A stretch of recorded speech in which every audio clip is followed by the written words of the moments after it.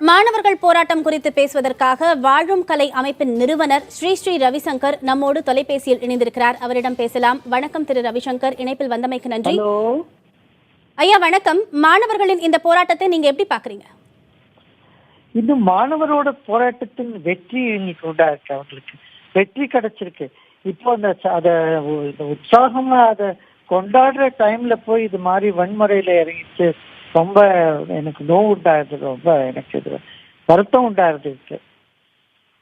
நான் மாணவர்கள்ட்ட அப்பீல் பண்ற பாருங்க, உங்க இந்த பீஸ்ஃபுல் மூமெண்ட் நீங்க வெற்றி கிடைத்து விட்டது, நீங்க வென்றுட்டு ஜெயம் கிடைத்து விட்டது. அதனால நீங்க சந்தோஷமா இதை செலிப்ரேட் பண்ணணும். இந்த ஆன்டி சோசியல் எலிமெண்ட் நம்ம நாட்டுக்கு எதிர்ப்பா இருக்கிறவங்களோட கையில இந்த மூமெண்ட் போகாதபடி நீங்க பாத்துக்கோங்க. இன்னைக்கு காலையில நடந்தது மிகவும் ரொம்ப எனக்கு துன்பம் உண்டாகிற மாதிரி ஒரு நிகழ்ச்சியா இருக்கு. இது வேதனையா இருக்கு எனக்கு இது கேட்டாலே. எத்தனை பேருக்கு அடிபட்டிருக்க இங்க பசங்கள்லாம், பெண்களுக்கெல்லாம். அதனால நான் அப்பீல் என்ன பண்றேன்னா, வெற்றி கிடைத்து விட்டது, எல்லாரும் நீங்க உங்க வீட்டுக்கு போங்க, நல்லா கொண்டாடுங்க. கொண்டாட வேண்டிய டைம்ல இது மாதிரி ஒரு கலவரம் உண்டாடுறது ரொம்ப வருத்தமா இருக்கு. இன்று நடந்த நிகழ்வுகள் உங்களுக்கு துன்பத்தையும் வருத்தத்தையும் அளித்ததாக நீங்க சொன்னீங்க. கடந்த 7 நாட்களாக தமிழகம் முழுவதும் மிகவும் ஒழுக்கத்தோடு நெறியோடு போராட்டம் முன்னெடுத்து செல்லப்பட்டது. வரலாறு காணாத ஒரு அறவழி போராட்டமாக அது பார்க்கப்படுது. அது குறித்து உங்களுடைய கருத்துக்கள் என்ன ஐயா? அதுதான், அதுக்கு நான் பூரா சப்போர்ட் நான் கொடுப்பேன். முதல்ல ஃபர்ஸ்ட் டேலேருந்து நான் அதுக்கு பூரா சப்போர்ட்டா நின்றுருக்கேன். அது எனக்கு ரொம்ப பெருமை. தமிழ் மக்கள்லாம் அவ்வளோ ஒரு அமைதியா இந்த ஒரு போராட்டத்தை நடத்திருக்காங்க. ஒரு இடத்துல ஒரு இது கெட்டதா எதுவும் நடக்கல, ஒரு வன்முறை நடக்காத நல்லா நடந்தது. அது இப்போ ஒரு அன்பார்ச்சுனேட்டா இந்த லாஸ்ட் மினிட்ல இன்னைக்கு இது மாதிரி ஆனது, பஸ் எல்லாம் எரிக்கிறது, இதெல்லாம் நடக்கிறது ரொம்ப ரொம்ப துன்பம் உண்டாச்சு. ஐயா, ஒரு தரப்பினர் மாணவர்களின் இந்த எழுச்சி போராட்டத்தை, குறிப்பா தன்னெழுச்சி போராட்டத்தை மேம்பட்ட ஒரு அரசியலுக்கான அடித்தளமா பாக்குறாங்க. உங்களுடைய பார்வை என்ன? நம்ம நாட்டுல மக்கள் பவர் இருக்கு. மக்கள் பவர் நிச்சயமா இருக்கு. கலாச்சாரத்துக்கு படி ஒரு கர்வம் இருக்கு. நம்மளுக்கு அது பெருமை இருக்கு. அந்த பெருமைய மக்கள் காட்டி கொடுத்துருக்காங்க. அது முதல் தடவை இவ்வளவு இப்போ இந்தியா அகேன்ஸ்ட் கரப்ஷன்ல கூட நடந்தா அது எல்லாம் இந்தியா முழுக்க ஜனங்க பண்ணாங்க. ஆனா அதோட இது பெருசா வரலாறு காரணமான மாதிரி ஒரு பெரிய இதா தமிழ் மக்கள் பண்ணிருக்காங்க. அது ரொம்ப பெருமை கூடிய விஷயம்தான்.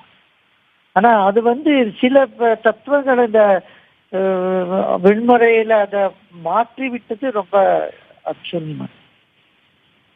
ஐயா, தமிழகம் மட்டுமல்லாது உலகம் முழுவதும் வசிக்கும் தமிழர்களும் அவங்களால முடிந்த வகையில அவங்க இருக்கிற இடத்திலேருந்தே இந்த போராட்டத்திற்கும் குறிப்பாக போராட்டம் நடத்தியவர்களின் நோக்கத்துக்கு ஆதரவு தெரிவிச்சிருந்தாங்க. அதை நீங்க எப்படி பாக்குறீங்க?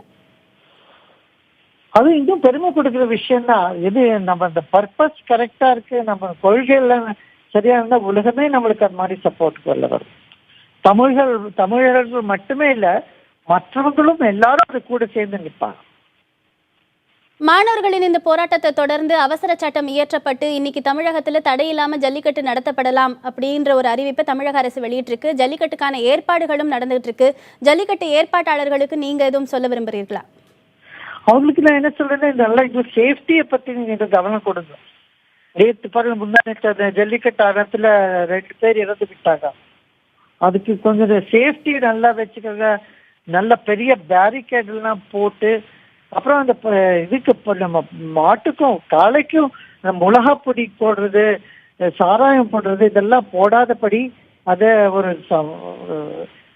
கௌரவமா அந்த அந்த பசுக்கும் ஒரு விதமான தொந்தரவு உண்டாகாத மாதிரி, துன்பம் உண்டாகாத மாதிரி பார்த்துக்கங்க. நான் அவங்ககிட்ட அப்பீல் பண்றேன். ஆனா சேஃப்டி பத்தி ரொம்ப கேர்ஃபுல்லா நம்ம பார்த்துக்கணும். ஏன்னா நேற்று நடந்ததுல கூட 60-70 பேர் காயப்பட்டிருக்காங்க. இந்த மாதிரி நிகழ்ச்சிகள் நடத்துனா இந்த ஜல்லிக்கட்டுக்கு கெட்ட பேர் வருது. அதனால நாம அந்த ஜல்லிக்கட்டு பண்ணும்போது சேஃப்டியை பத்தி பாதுகாப்பை சரியா பண்ணிக்கணும். அதை பத்தி நான் அவங்களுக்கு எல்லாம் அப்பீல் பண்றேன்.